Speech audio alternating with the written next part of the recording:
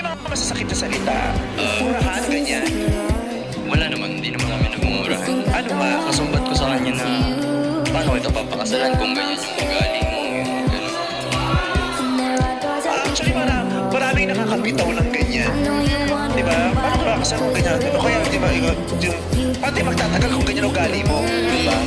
Oo. Gusto mo lagi akong kasama, lagi tayo magkasama. Paano ko sasama sa'yo kung ganyan ang ugali mo? Ano naman yung masakit na salita mo sabi mo sa akin? Sabi ko sa kanya, boyfriend ba talaga kita? Yun. Kasi parang wala na siyang ginagawa para sa akin as a boyfriend. Tapos kinikustuhan ko na boyfriend ba talaga kita? Yun lang. Ayun po yung tumatak sa kanya. So nagsisisi ka pa, nagsisi ka na nagkahiwalay ka. Na kung may what if, kung meron pagkakataon, ay kung naisip mo na, sana hindi kayo nagkahiwalay.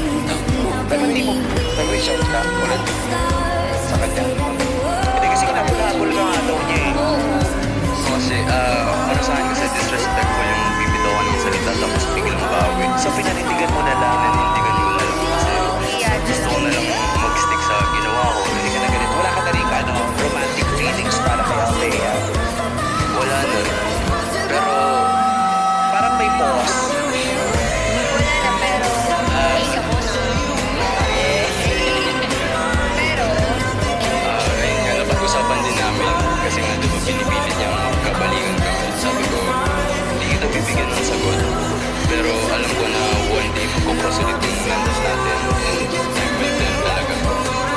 Ikaw, Althea. wala na po. Kasi I'm still grateful na party pa rin siya ng buhay ko as a friend. Pero romantically, Wala ka nakinig sa kanya. pag naaalala ko po yung mga yun meron po. Pero ngayon po, talaga mas nakikita ko Pwede, kasi okay, wait. Pag naaalala mo, kinikilig ka. yung mga panahon po na yun, yung feeling po kasi, Pwede ba yun? Yung wala ka ng damdamin sa tao, pero pag may naalala ka tungkol sa kanya, kinikilig ka. Pwede ba yun?